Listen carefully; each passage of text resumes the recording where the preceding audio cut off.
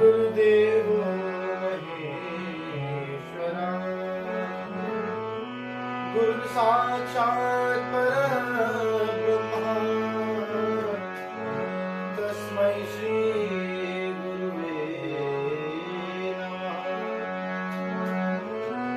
गंगातरंगरमणीय जटाकलापम् गौरी निरंतर विभूषित वामभागम् नारायण प्रियमनं मदापहारम् वाराणसी सुरपतिं भज विश्वनाथम्।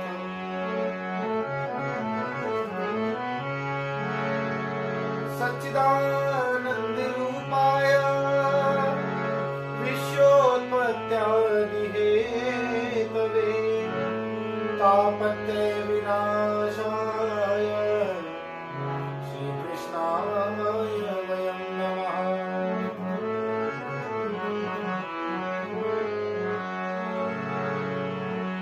ध्यायेदाजानबाहुं धृतशरधनुषं बद्धपद्मासनस्थम् पीतमुवासो वसानवनं कमलदल स्पर्धिनेत्रं प्रसन्नं वामाकारुणीसीतां कमलबिल्लिलोचनं नीलनाभम् नानालङ्कारदीप्तं गदगमरोजटामण्डलम् रामचन्द्रम्।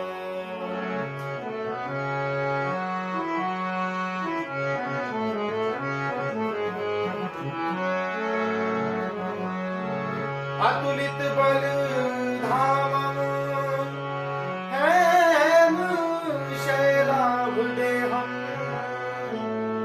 दनुजीवन कृशानं ज्ञानिनाम गृहण्यं सकल गुण निधानं मौननाणाधीशं रघुपति प्रिय भक्तं वाक्यजातं नमामि।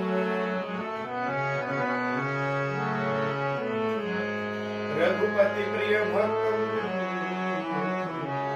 वाक्यजातं नमामि। या देवी सर्वभूतेषु शक्तिरूपेण संस्थिता नमस्तस्यै नमस्तस्यै नमस्तस्यै नमो नमः।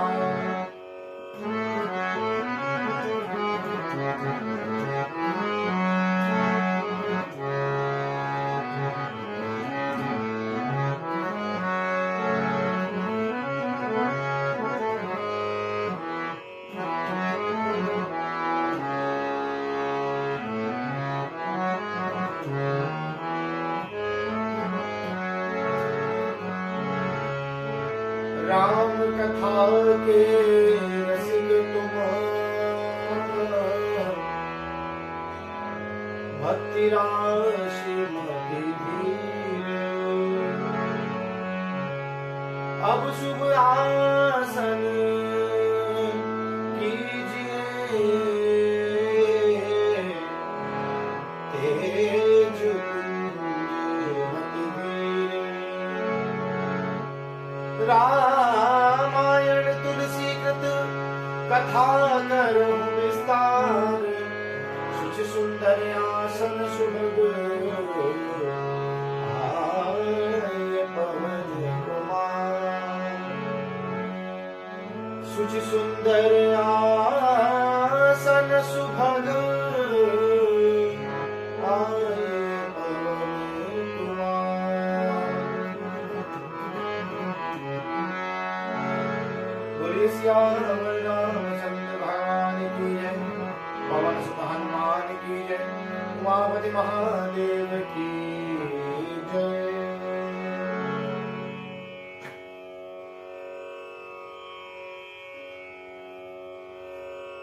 श्री रामचरितमानस का अनुसरण करने वाले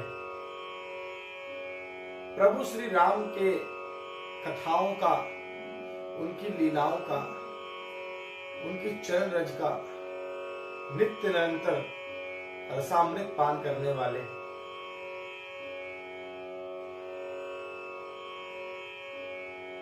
प्रभु की भक्ति, प्रभु के स्वरूप, प्रभु का चिंतन, प्रभु का मनन अपने हृदय में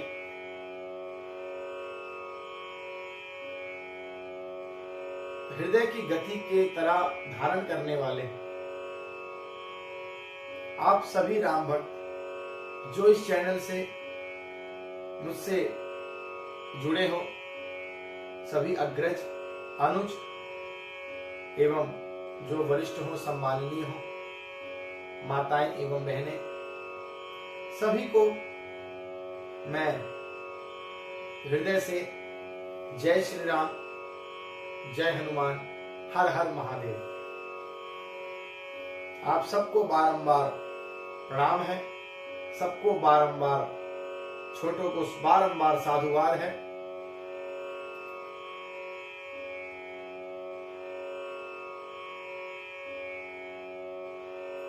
कुछ लोगों के कॉल्स एवं मैसेजेस आए कि पंडित जी आपका बहुत अच्छा प्रयास है, मैं देख भी रहा हूं जितनी गति से मैं पहुंचा पा रहा हूं, जहां जहां तक मैंने ये पहुंचाया है वहां वहां तक के लोग इससे जुड़े भी हैं, कुछ लोग प्रतिदिन अनुसरण भी करते हैं।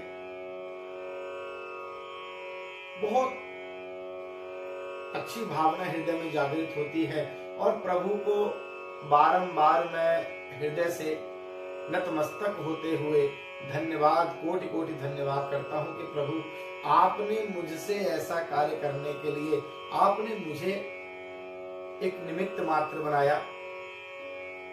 आपकी प्रेरणा से जो यह कार्य हो रहा है, आप जो ये चाह रहे हैं, ये समस्त कार्यों का एक ही मात्र कर्ता, एक ही मात्र कारक और एक ही मात्र कारण है, वह प्रभु आप हैं। बालाजी महाराज प्रभु के सेवक, वह हमारे इस मंगल कार्य में हमारे रक्षक हैं, हमें मार्गदर्शक हैं, हमें मार्गदर्शन करने वाले हैं। उनको बारंबार प्रणाम, बारंबार कोटि कोटि वंदना।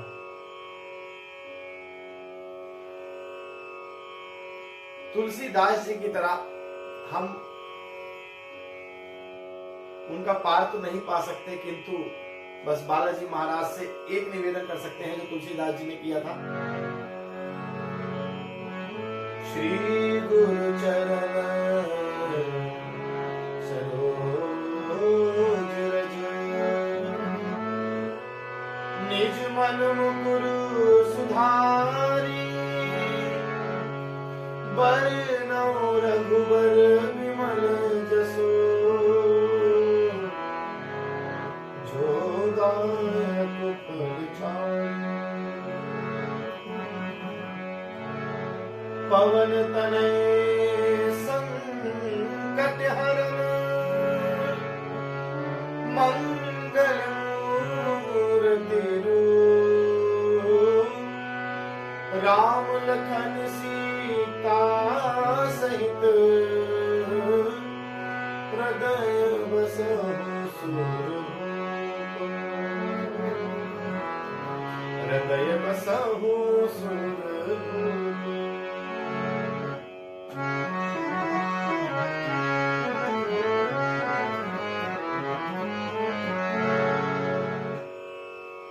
बारंबार हम प्रणाम करते हैं, बारंबार वंदना करते हैं।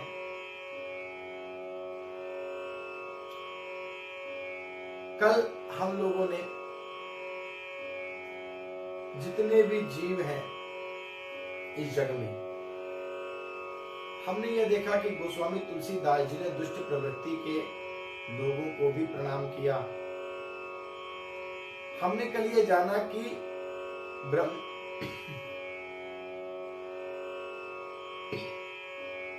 क्षमा करें,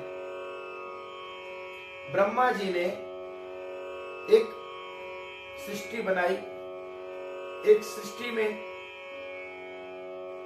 हर प्रकार के जीव जंतु, चाहे वे जलचर हो, चाहे वे थलचर हो, चाहे वे नभचर हो, अर्थात जल में रहने वाले, थल में रहने वाले या नभ में रहने वाले, उन सभी को ब्रह्मा जी ने उसमें प्रवृत्तियां सबकी अलग अलग बनाई। कुछ पाप कर्म करने वाले, कुछ हिंसावादी, कुछ अहिंसा पसंद करने वाले अहिंसावादी। तो उनके इन्हीं आचरणों के कारण, उनके कर्मों को देखते हुए वेदों और शास्त्रों ने उनको पृथक पृथक कर दिया। कुछ को दुष्टों की श्रेणी में डाल दिया, कुछ को संतों की श्रेणी में डाल दिया, कुछ को साधुओं की श्रेणी में डाल दिया, कुछ को भक्तों की श्रेणी में डाल दिया। मनुष्य दोनों हैं, कोई असंत है, कोई संत है, कोई साधु है, कोई असाधु है, कोई पुत्र है, कोई कुपुत्र है। तो है मनुष्य, किंतु अपनी प्रवृत्ति, अपने मन के उस मैल एवं अंधकार जो दूर ना हो पाया हो, जिसने कभी सदगुरु की शरण न प्राप्त की हो, जिसने प्रभु श्री राम की चरण को अपने हृदय में न बसाया हो, कभी उनकी लीलाओं से अपना मन न लगाया हो, और तो और यदि कोई लगाए तो उसमें भी अड़ंगा डालने वाले, ऐसों को गोस्वामी तुलसीदास जी ने नमन भी किया।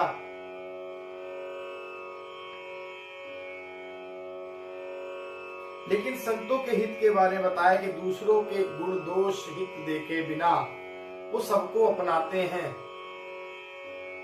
जड़ चेतन गुण दोषमय विश्व कीन करतार, संत हंस गुण गहे पाए परिहरि बार विकार, अर्थात संत रूपी हंस दोष रूपी जल को विधाता, दोष रूपी जल को छोड़कर गुण रूपी दूध को ही अपनाते हैं।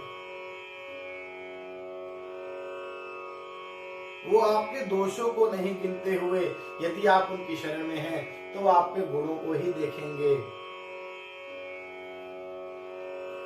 आइए आगे के दोहों का पाठ करते हैं। कल हम लोगों ने छठे दोहे, षष्ठम दोहे तक पाठ किया था। आज हम 10वें दोहे तक का करेंगे पाठ। सभी लोग हृदय से प्रभु राम का नाम लेते हुए।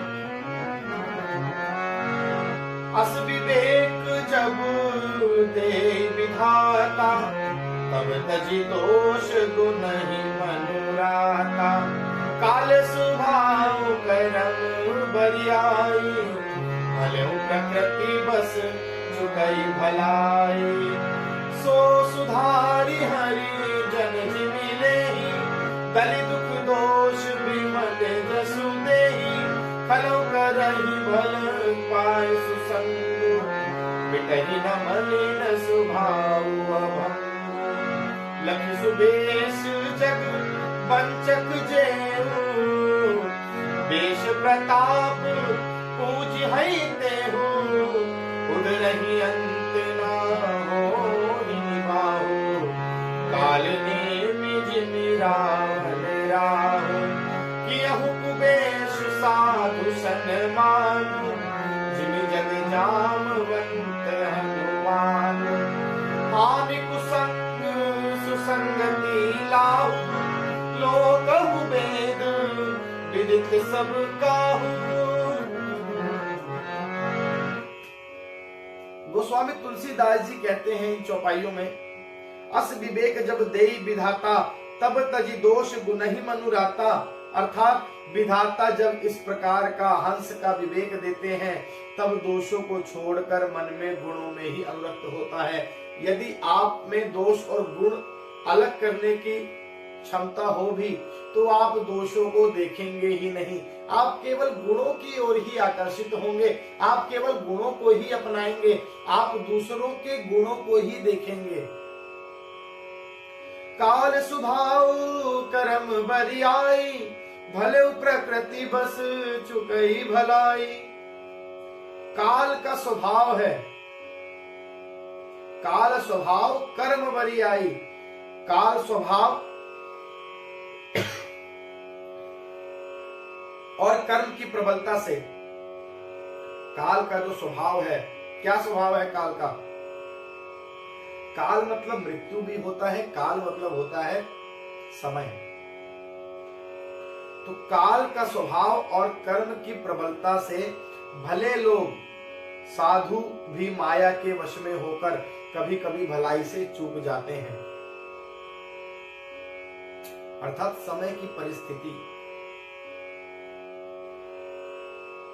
तो समय की परिस्थितियां ऐसी हो जाती हैं कई बार, वह काल या प्रभु की माया इस प्रकार विवश कर देती है कि भले लोग अर्थात साधु पुरुष भी कई बार माया के वश में होकर कभी कभी भलाई छोड़कर कुमार्ग पर कुछ समय के लिए पथभ्रष्ट हो ही जाते हैं। जैसे नारद जी, उनको भी मोह हो गया था। भगवान विष्णु ने अपनी माया में बांधवाकर उनके मन का अहंकार दूर करने के लिए अपनी माया के वशीभूत उनको भी करा। इस पर भी हम चर्चा करेंगे, कुछ ही दिनों में हमारा वह प्रसंग आएगा। अभी आगे बढ़ते हैं। सो सुधारि हरिजन जि मिलेहि, दलि दुख दोष विमल जसु देहि, खलउ करहि बल पाई कुसु संगु, मिटहि न मलिन सुभाव अभंगु। सो सुधारि हरिजन जि मिलेहि, भगवान के भक्त जैसे उस चूक को सुधार लेते हैं। देखिए, भटकना माया के वश में होकर वह तो स्वभाव है, मनुष्य हम लोग भटकाव हो गया, किंतु यदि जिनका प्रभु के चरणों से अनुरक्ति है, जो प्रभु का नाम लेके ही चल रहे हो, तो भटके हुए मार्ग अपने आप ही वह अपने मार्ग को सुधार लेता है। थोड़ी देर के लिए वहां स्तब्ध रह के खड़ा होके सोचता है कि नहीं, यह मैं गलत कर रहा हूं, मेरे प्रभु की यह आज्ञा हो ही नहीं सकती, मेरे से यह चूक हुई, प्रभु मुझे क्षमा करें, और अपना मार्ग फिर से सुसंगति की ओर बढ़ा लेता है, अच्छे कर्मों की ओर बढ़ा लेता है।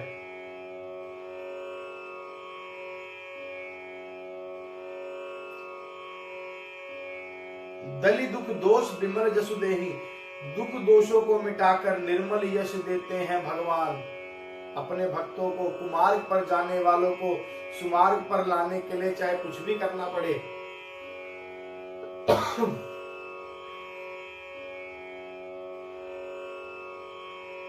आप एक बात याद रखिए और अपने हृदय में बैठा लीजिए कि प्रभु के चरणों से अनुरक्ति आपको इस भव सागर में कभी भी डूबने नहीं देगी। उछाल आना, लहरें आएंगी जाएंगी, उतार चढ़ाव होंगे, ज्वार भाटा,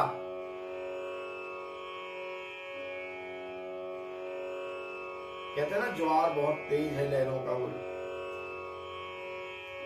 नाव लड़खड़ाएगी, किंतु नाव यदि पतवार प्रभु के हाथ में होगी तो आपकी नाव लड़खड़ा सकती है, पलट नहीं सकती, डूब नहीं सकती।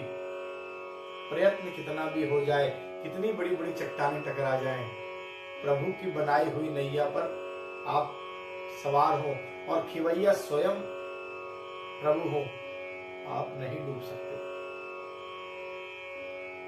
तो माया के वशीभूत होकर कुछ समय के लिए आप पथभ्रष्ट हो सकते हैं, किंतु यदि आपका सच्चा हृदय से आपके चरणों के प्रति अनुरक्ति है तो प्रभु आपको वापस अपनी ओर खींचेंगे, अपने अच्छे मार्गों की ओर खींचेंगे, आपको आपसे मिलवाएंगे कि भाई तुम गलत जा रहे हो। गलत मार्ग में आपको गिरते समय थामने सबसे पहले वही दौड़ेंगे। बाकी और मनुष्य तो आपको प्रेरित करेंगे कि हाँ भैया आप तो बहुत बढ़िया कर रहे हैं। केवल आपको चाहने वाले, जो आपको सच्चे हृदय से प्रेम करते होंगे, आपकी माता पिता, वही आपको ऐसे कार्य से रोकेंगे। अन्यथा पथभ्रष्ट करने के लिए संसार तो सदैव दूसरों को प्रेरित ही करता है, कभी रोकता किसी को मैंने नहीं देखा आज तक। इसलिए पथभ्रष्ट होने पर भगवान भी आपका साथ देते हैं कि नहीं, ये मेरा भक्त है, ये मेरा नाम लेता है, इसको मैं पथभ्रष्ट नहीं होने दूंगा।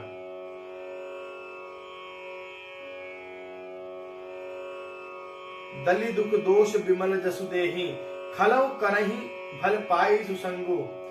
वैसे भी दुष्ट भी कभी कभी उत्तम संग पाकर भलाई करते हैं। मिटाई न मलिन स्वभाव अभंगु, परंतु उनका कभी भंग ना होने वाला मलिन स्वभाव वह मिट ही नहीं सकता।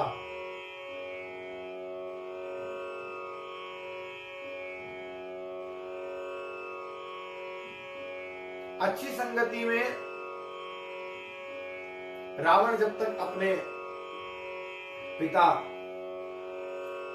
ऋषि पुलस्त्य जी के साथ थे, तब तक रावण ने यज्ञ अनुष्ठान, अपना पांडित्य कर्म, सब कुछ अपना कौशल कठोर प्रवृत्ति किया, तपस्या किया।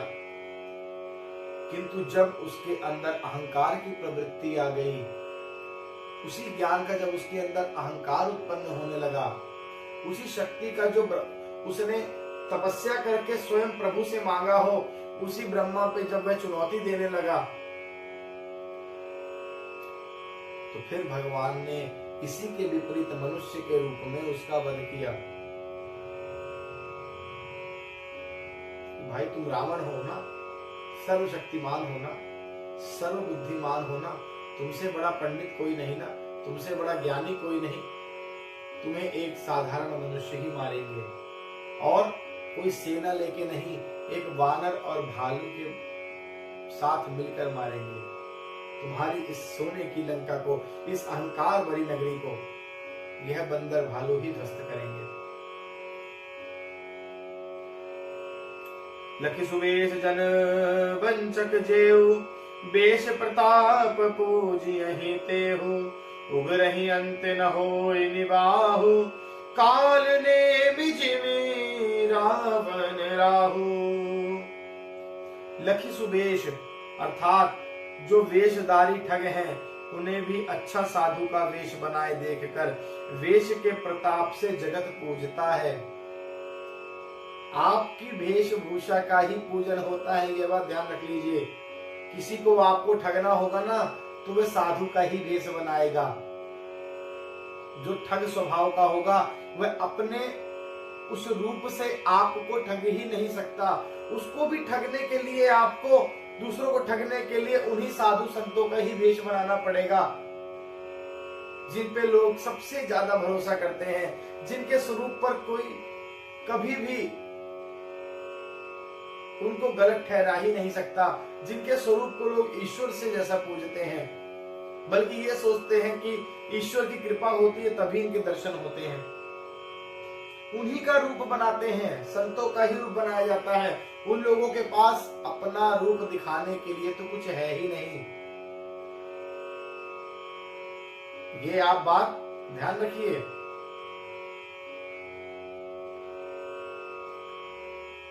लखि सुबेश जग बंचक जेऊ, बेश प्रताप पूजियहि तेहु।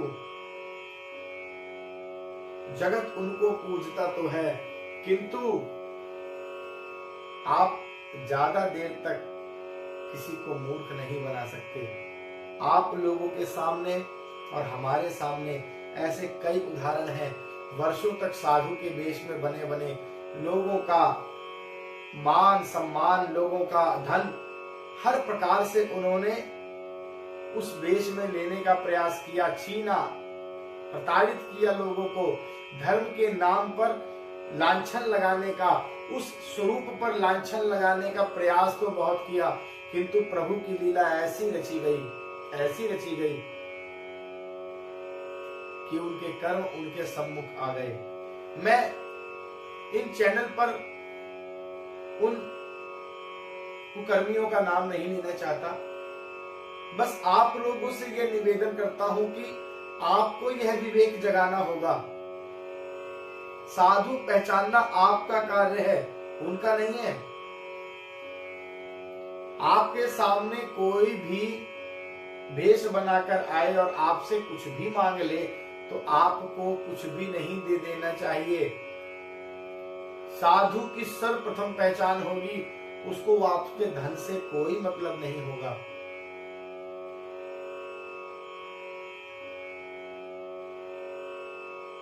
साधु कभी घर घर भिक्षा नहीं मांगा करते। साधु संत अलख जगाया करते हैं। जो उनको मिल गया, श्रद्धा से कोई दे गया तो भगवान का प्रसाद समझ के ग्रहण करते हैं और उसको मिल बांट कर ही खाते हैं। दूसरी बात, जो संत होगा उसको अपने आसन से मतलब नहीं होगा कि मेरा आसन कितना ऊंचा होना चाहिए। मैंने पिछली कथा में कुछ दिनों पूर्व ही आपको बताया था कि गोस्वामी तुलसीदास जी जो संत शिरोमणि कहलाए जाते थे, वह जब वृंदावन पहुंचे भंडारे में, तो वहीं भीड़ में एक तरफ कोने में बैठकर संतों की पलही में उन्होंने खीर खाना अपने आप को स्वीकार किया, किंतु लोगों ने रोक दिया। अपने आप को ऊंचा बताने वाला वो कभी संत नहीं हो सकता, क्षमा करें। उसको अपने आसन से मतलब नहीं होगा, उसको आपके भाव से मतलब होगा। आप किस भाव से कहां जगह दे रहे हैं। तो आपका विवेक होना चाहिए कि वो किस स्वरूप में। देखिए, रावण को भी माता सीता का हरण करने हेतु एक साधु का ही स्वरूप बनाना पड़ा। यह संदेश है कि साधु संतों से ही लोग प्रभावित होते हैं, ना कि ठग और चोरों से, ना कि किसी की धन संपत्ति से। अगर धन संपत्ति से प्रभावित होते तो माता सीता रावण की धन संपत्ति देखती।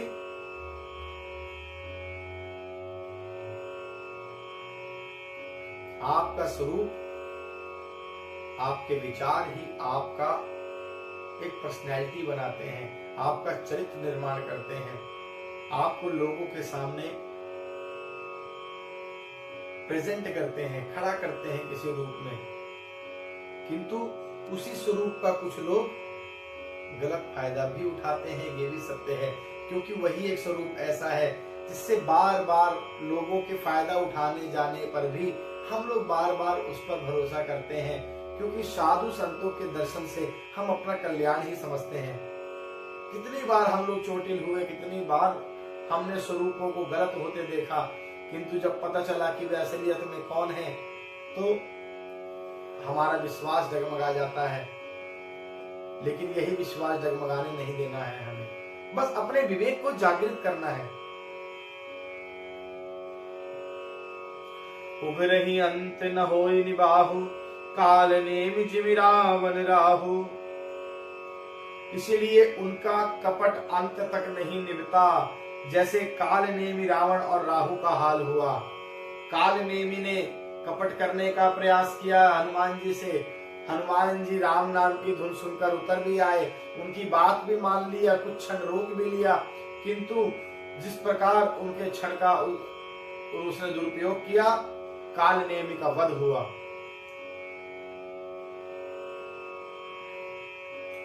राहु ने भी समुद्र मंथन के समय देवताओं के रूप में आकर धोखे से अमृत पान किया। भगवान विष्णु ने उसका सिर धड़ से अलग कर दिया और राहु और केतु का जन्म हुआ। धड़ वाला जो शरीर बना वो था केतु, और केवल मुख वाला जो शरीर, जो केवल सर वाला जो हिस्सा था, वो बना राहु। छल का अंत एक दिन निश्चित है, ये बात ध्यान रख लीजिए आप सभी लोग। छल का अंत निश्चित है। आपने छल किसी से प्रारंभ किया तो उसका अंत लिखा जा चुका है। वह चाहे कुछ क्षण का छल हो, चाहे कुछ मास का छल हो, चाहे कुछ सालों का छल हो, लेकिन वो छल जब तक चल रहा है, लेकिन उसका अंत भी निश्चित है। कुछ समय बाद वो उस क्षण का छल भी जागृत अवश्य होगा, प्रत्यक्ष अवश्य होगा। यहु कुबेशु साधु सन्मानु, जिमि जग जाम बंत हनुमानु। हानि कुसंग सुसंगति लाहु, लोकहु भेद विदित सब काहू। बुरा वेश बना लेने पर भी साधु का सम्मान ही होता है। देख लीजिए, वेश से मतलब साधु अगर बुरा वेश बना के आए तो उसके आचरणों का सम्मान होगा।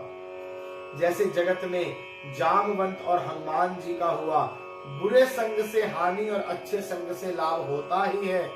यह बात लोक और वेद में सभी जगह लोग इस बात को जानते हैं। लोक कहूं वेद विदित सब काहू। हनुमान जी वानर रूप में थे भगवान शंकर के 11वें रुद्र।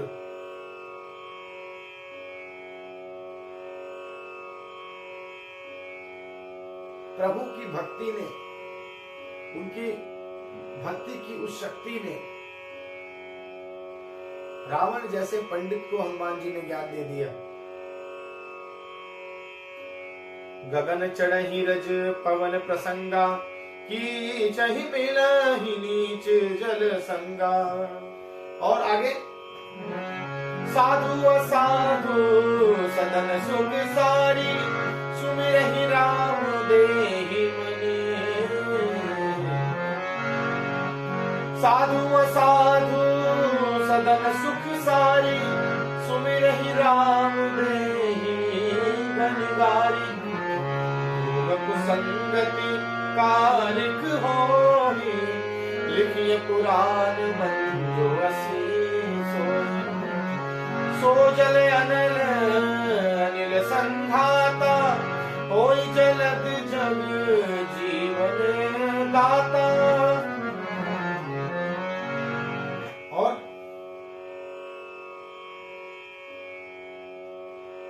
गगन चढ़ई रज पवन प्रसंगा, पवन के संग से धूल आकाश पर चढ़ तो जाती है। कीच ही मिलहि नीच जल संगा, और वही नीचों की जल के संग से कीचड़ में मिल जाती है। हवा के संग में चली तो आकाश में उड़ गई, और वही नीच जल के संग से कीचड़ में भी मिल जाती है। गंदे कीचड़ में वही धूल जाके पड़ी तो कीचड़ में भी मिश्रित हो गई। साधु असाधु सदन सुख सारी, साधु के घर तोता मैना राम राम सुमिरते हैं, और असाधु के घर के तोता मैना गिन गिन कर गालियां ही देते हैं।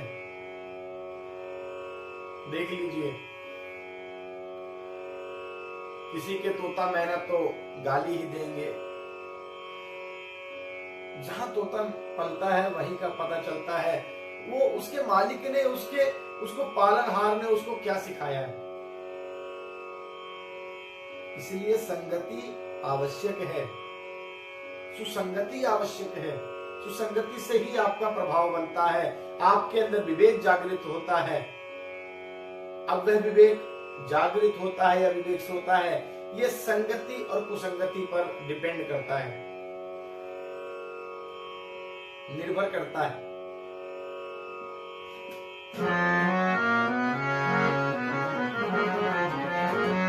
धूम कुसंगति कारिक होई, लिखिए पुराण मंजू बसी सोई। सोई जल अनल नील संघाता, होई जलद जग जीवन दाता। कुसंग के कारण धुआं कालिक कहलाता है, और वही धुआं सुसंग से सुंदर स्याही होकर पुराण लिखने के काम में भी आ जाता है।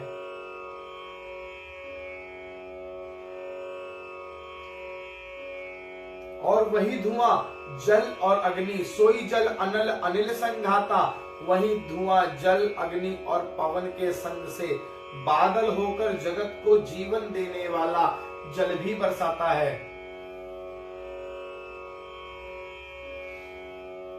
सोच लीजिए, एक धुआं अगर राख के ढेरी के पास उड़े अचानक, तो वो कालिक को संग में लिए उड़ता है तो वो कालिक ही लगता है। वही धुआं यदि सुसंग से सुंदर स्याही पुराण लिखने के काम में भी आ जाता है, और वही धुआं जल से उत्पन्न होकर जल से, अग्नि से और पवन के संग से बादल बन जाता है और जगत में मेघ वर्षा करता है। उसके आगमन पर जनता, पृथ्वीवासी खुश होते हैं। अच्छा, एक बादल के आने पे खुश भी होते हैं, और जो बादल ज्यादा ही बरसा दे, पानी और बाढ़ कर दे, उसके आने पर दुखी भी होते हैं। उसको कोसते भी हैं। तो यही है संगति और कुसंगति। आपके जैसा बन सकना, साधु का भेष धरना बहुत आसान है, किंतु कहां किस प्रकार व्यवहार आप कहां से लाएंगे, उनका आचरण आप कहां से लाएंगे, उनके जैसी भक्ति कहां से लाएंगे, उनके मन जैसा सेवा भाव कहां से लाएंगे, निश्चल मन कैसे लाएंगे, लोग अपने मन से लोभ और लालच को कैसे हटाएंगे।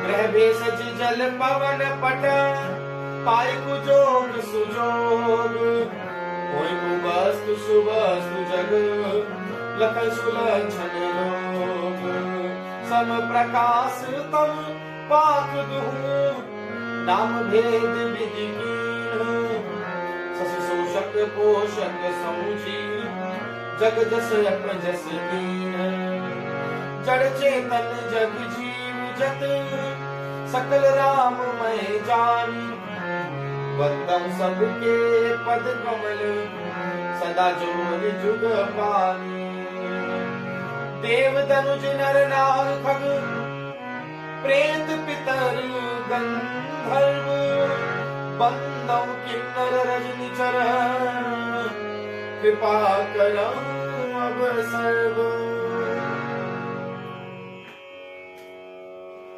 ग्रह भेषज जल पवन पट, ग्रह औषधि, जल, वायु, पट मतलब वस्त्र, ये सब भी कुसंग और सुसंग पाकर संसार में बुरे और भले पदार्थ बन जाते हैं। होय कुवस्तु सुवस्तु जग, लखन सुलक्षण लोग, चतुर एवं विचारशील पुरुष ही इस बात को जान पाते हैं। लखन सुलक्षण लोग,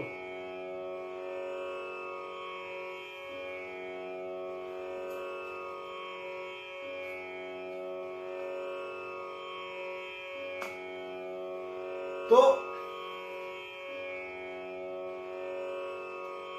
संप्रकाश तम पाख दुहु, नाम भेद विधि कीन, शशि शोषक पोषक समुझी, जग जस अपजस दीन।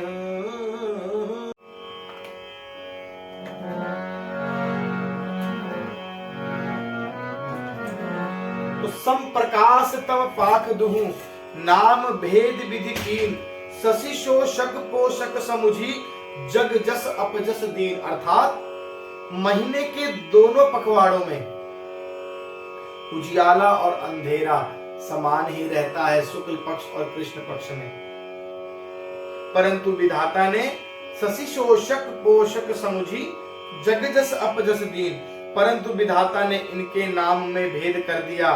एक का नाम रख दिया शुक्ल पक्ष, एक का नाम रख दिया कृष्ण पक्ष, एक को चंद्रमा बढ़ाने वाला बना दिया। कृष्ण पक्ष के बाद, अमावस्या के बाद से चंद्रमा बढ़ता है तो वह शुक्ल पक्ष हो गई, शुक्ल पक्ष के बाद से चंद्रमा घटता है तो वह कृष्ण पक्ष हो गई पूर्णिमा के बाद से। तो 15-15 दिन दोनों में होते हैं, फिर भी विधाता ने दोनों को अलग अलग समय दिया, अलग अलग उनका चरित्र दिया। सब जानते हैं कृष्ण पक्ष में कोई कार्य शुभ वैसे जल्दी नहीं करवाया जाता। शुक्ल पक्ष आ जाए, पूर्णिमा का समय हो, अमावस्या से पहले ज्यादातर लोग पूर्णिमा ही कार्यों के लिए, शुभ कार्यों के लिए चुनते हैं। ना कहो कभी कोई कार्य वैसा हो जाए। एकादशी दोनों में ही पवित्र दी गई है, द्वादशी दोनों में ही पवित्र है, और भी तिथियां हैं, किंतु हमें यह पता है कि कृष्ण पक्ष की एकादशी है, एकादशी पवित्र है, किंतु कोई और तिथि होगी तो कृष्ण और शुक्ल पक्ष यह भी देखा जाता है।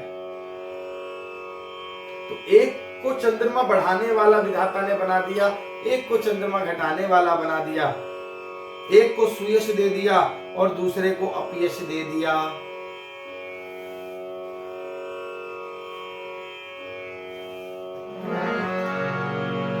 आज हम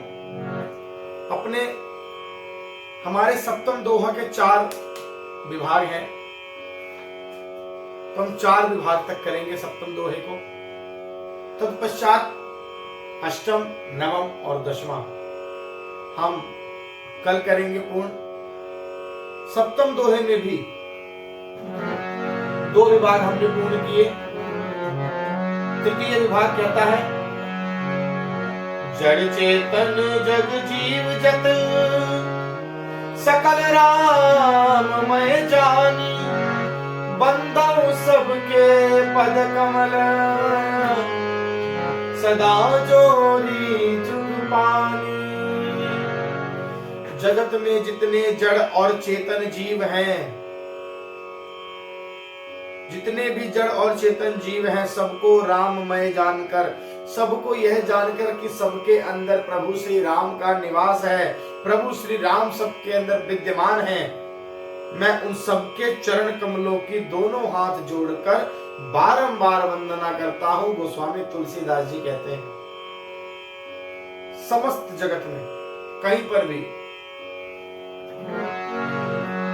देव दनुज नर नाग खग प्रेत पितर गंधर्व, बंदौ किन्नर रजन चर कृपा करहूं अब सर्व। गोस्वामी जी कहते हैं, देवता, राक्षस, मनुष्य, नाग, पक्षी, प्रेत, पितर और गंधर्व, किन्नर या निशाचर, सबको मैं प्रणाम करता हूं और यह प्रार्थना करता हूं, मुझे पता है आप सबके अंदर प्रभु श्री राम विद्यमान है और मैं आप सबसे प्रणाम करता हूं, आप सबकी मैं वंदना करता हूं।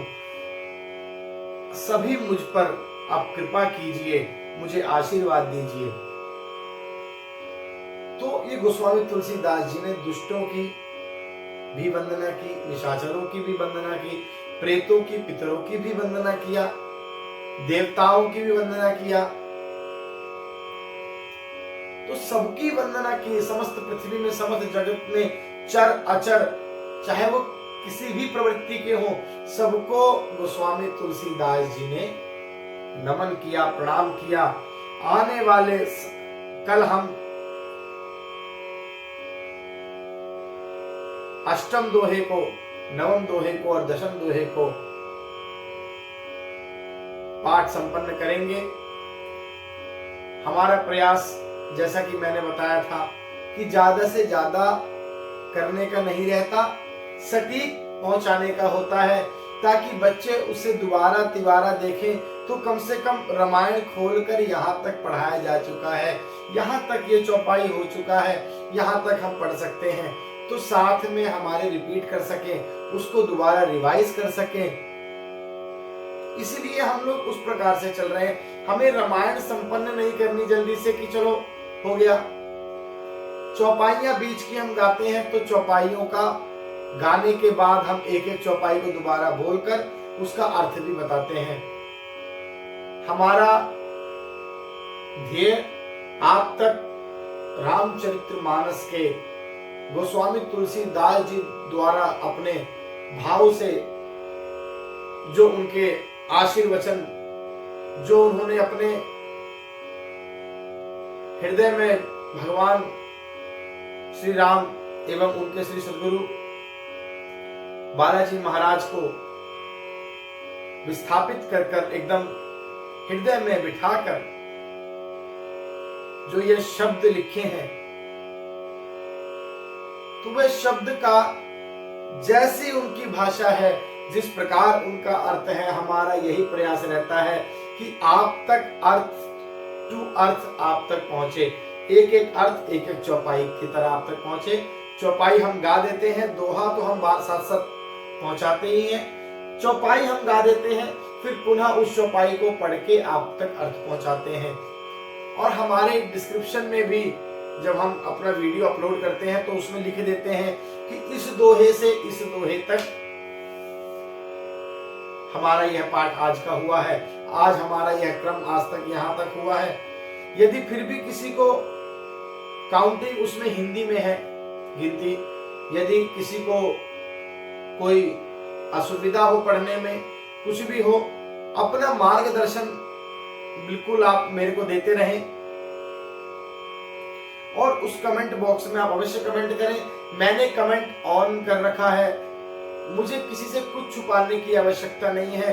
जो बुरा बोलना चाहते हो उनका भी स्वागत है, क्योंकि ये है सोशल मीडिया, मुझे किसी ने बताया कुछ लोग भैया बुरा भी लिख देते हैं, जबरदस्ती लिखते हैं, तो मैं उनको भी स्वागत करता हूँ। गोस्वामी तुलसीदास जी से हमने यही सीखा कि सबको प्रणाम करो, पहले तो सबको प्रणाम ही करेंगे हम।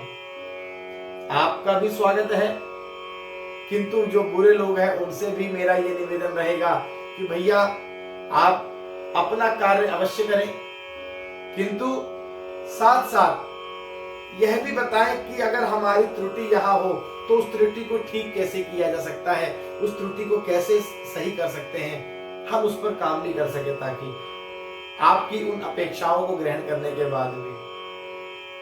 तो सबको प्रणाम, सबको बारंबार साधुवाद, सबका भगवान मंगल करे, सबका श्री राम मंगल करें, सबको यश वृद्धि ऐश्वर्य स्वास्थ्य एवं हर प्रकार के लाभ प्रभु आपको परिपूर्ण करें।